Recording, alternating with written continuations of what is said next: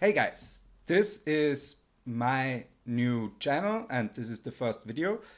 My name is Paul and I love to tinker with stuff. This is a project that I'm actually proud of and I wanted to present it to you and also give you a little review of the product itself. And what we are covering today is the RIBCAGE Yi 4K Plus mod kit from Backbone. That is a company that makes mod kits for action cameras. And without further ado, let's go into the product. So, $100 to buy the camera itself. I got a Yi 4K used from my favorite kind of used reseller, I guess, and that's middle-aged white guys because they're in a midlife crisis and they want to do something cool with the action camera, but then they never get to it and then they resell it for a very, very affordable price. And you know that it has never been touched because nothing is bigger than the ego of a middle-aged white guy. So yeah, this is a great product in itself. I tested it a while ago, but I wasn't satisfied. First of all, I'm not an action guy. My use case is mostly concerts and stand-up comedy. So a lot of static shots, but where I need a lot of range versatility because the rooms are so different most of the times. So I needed something that could do that and that I could just fire and forget it basically. And this, after some research, I found this mod kit and I was very intrigued. So I bought the mod kit and it was only with shipping around $100 in Austria. Shipping is it's easy nowadays thanks to the EU. I ordered it, I think I'm gonna say the Czech Republic or Slovakia. I'm not sure anymore. One of the two, and it worked out great. Shipping, everything handled perfectly. Installation was a bit tricky, but thanks to the tutorial, it only took me like an hour to mod this. You have to do some non-reversible engineering here, basically. You can't go back to the old system, basically. You can install the old lens again, but you lose basically any other functionality that an action cam is known for. So you're a bit limited on that side after you switched over. So this is very fascinating in my opinion. Like, look at this. This is stupid. Right now I have a what is this? I have a 28 to 70 millimeter Nikon lens on this. So let's go into the pros and cons, I guess. One of the biggest pros of this, of course, is its versatility. You have a really small form factor when it comes to the camera itself. It's 4K. True 4K, and the bitrate is not the most amazing one, but it's good enough for most of my use cases, which I described earlier. And you can basically attach any lens to this as long as it's a manual one. Like if you can't regulate the aperture, which is sadly the fact with something like this, like a Canon 100 to 200 millimeter, you can still use it, but the aperture is fixed. You can't fiddle around with that, sadly. You can only do focus and zoom. But with something like this Nikon, where you have an aperture ring right here, you can do that. So any old lens that has full manual controls is a great choice for this. But, and here we come to the first con, it does have a crazy crop factor. It has a crop factor, I think, to a full format lens to, I think, 5 times or something like that. And that makes this 28 to 70 millimeter lens effectively 140 to 350 millimeter lens, which is a crazy zoom all of a sudden. And that doesn't stop there. So you have to go really low with the focal length to get something that you can use indoors, for example, if you want to shoot somebody and not just have like just a pause on a nose or something like that, and you're still on the other side of the room. So if you want to do something other than macro photography from 2 feet to 200 meters away, you have to get a really short focal length lens. Did I say that right? Yeah, I think I was correct there. First review, guys. So if you actually, yeah, we are about in the middle of this review. So drop me a like if you like it so far. If you have something that could be improved, like the lighting, probably it's pretty harsh lighting. I don't know how it's gonna turn out. We will see. Yeah, then please drop me some recommendations or something that I could change. Maybe you want me to shoot in the future with this one. We can do that. It's a bit of a hassle, but I'll get to that. Why that is? Well, I can say it right now. It's the manual controls. If I set it there, I have to set a marker or something so I know where I can set it properly, so I don't go out of focus all the time. This Lumix has a great auto tracking, so I can actually like move. I can't do that while I'm not behind the camera. Yeah, so second pro, the recording time. So this is, because it's an action cam in Europe, you can record basically indefinitely on this without any gaps between the files. It's awesome. You don't lose any frames. It creeps really cool. So you can basically just fill up a 128 gigabyte card and then you have to switch basically. So only the file size is the limit, not the actual limitations that the import laws put on cameras like normal ones, like this one that I'm using right now. I only have 30 minutes, then I have to push the button again. You don't have to do that with this one. That's beautiful. And the battery is also no problem in this case because it takes USB power while it's recording and it doesn't overheat, at least in the scenarios I used it for. If you film outside on a very hot day, it might overheat. I haven't tested that yet. It wasn't warm enough yet outside to actually test that. So I have no idea, but it's so far no troubles on that side. I think also the aluminum on the front, the backbone is made out of aluminum, by the way, guys. It's really sturdy. That's one of the best features this added to it next to the exchangeable lens itself. It's the sturdiness of the front plate. Really well milled aluminum. Fits perfectly, like no sharp edges when I installed it. Nothing. It's great. That's awesome.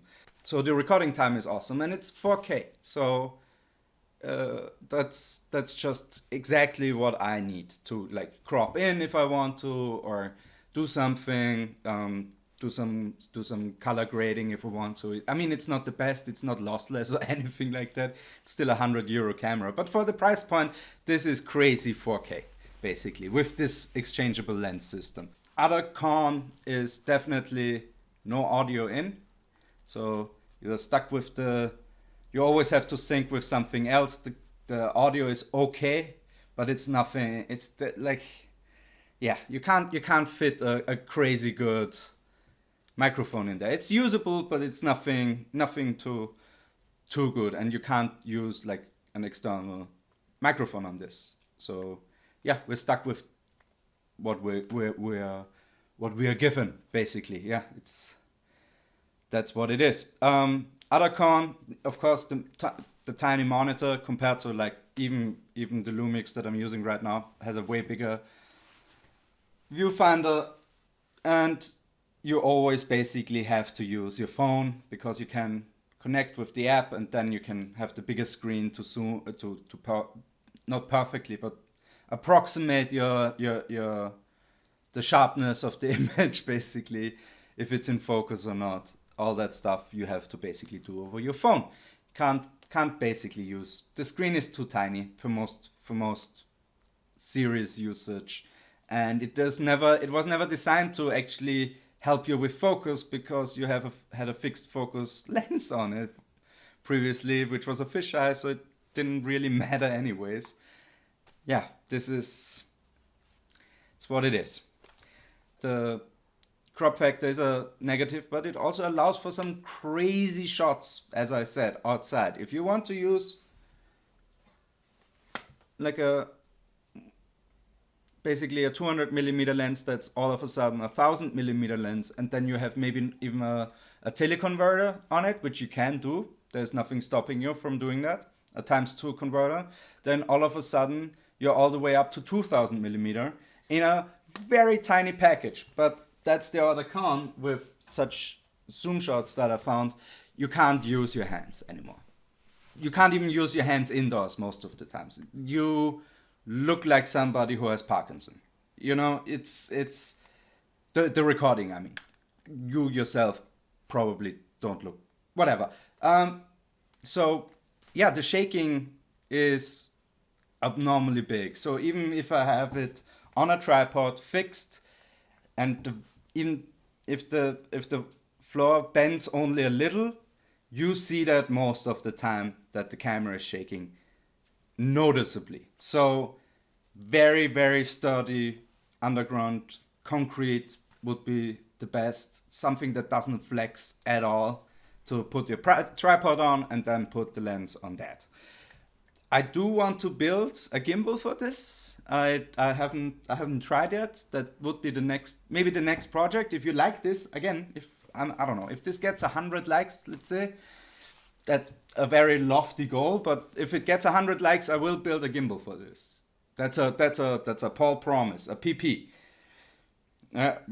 Everybody needs a little PP in their life, you know. So stupid zoom is stupid. For most cases, very useless, but otherwise, really fun. There's maybe some footage I'm showing right now. Let's see if editing Paul is actually up for that. We'll see. Other con, you lose the weather sealing, of course, because this is a mod kit. You compromise the whole case. This is not weather sealed anymore, and you can't put a cage over it anymore, so you can't do diving shots or anything that easily anymore. You could build a custom thing, but why? You can't use the controls then underwater. Maybe you could, I don't know. This is like high-tech engineering at a level that would make this whole project useless, because it's a nifty little package, and it shouldn't be, you know, shouldn't go beyond its main purpose, and that, for me at least, was cheap 4K with a exchangeable lens system. And of course, the 1080p version on this is garbage. 4K is good. 1080p, they bump down the bitrate so much that it basically looks like dirt. I would never recommend that. That is a very bad idea, basically. Don't do that. Yes. Yeah, but so what it takes is C lenses normally, and CS lenses, like the normal ring is C and CS, but you can, like I did here with this, you can just put a Nikon to C adapter, or C to Nikon adapter on this bad boy, and bam, you got this. Or hey, you want a Nikon? You don't want a Nikon, you have Canon lenses? Oh, don't worry about it. You can just plickety plonk a nifty 50 from Nikon. Just really, really easy to do that. It's fascinating how much choices you have, really, thanks to adapter ring makers. I mean, you lose quality, of course, and everything, but it's just a really stupid way to do something really easy. Yeah, let's do something. Let's do something crazy at the end. Let's put the highest focal length lens that I have, which is a 210 millimeter from Nikon. And you see how fast it is too, because it's not a bayonet system. The C is just a normal threading, so you really quickly can just bam, change this, and you get another adapter on this bad boy. So yeah, we have found peak stupid here, I think, which is this. Yeah, it's blocking out everything. So this is the camera, and this is the lens. This is Overcompensating. I think it's kind of hilarious that I bought the camera from somebody who has a midlife crisis. So this is a different kind of overcompensating, I guess. Yeah. So just look at this beauty. This is really, really, really, really stupid. I love it. Yeah. If you're interested in more of my projects, my future projects, subscribe down below. Give me a like maybe, or leave a comment. I don't particularly care. No, I do care. I do care. I do care what you guys think, if you find this useful. And hopefully see you the next time when Paul is doing something else stupid. I don't know what I'm calling this channel yet. Paul's side projects? Probably Paul's side projects. All right. See you the next time. Bye.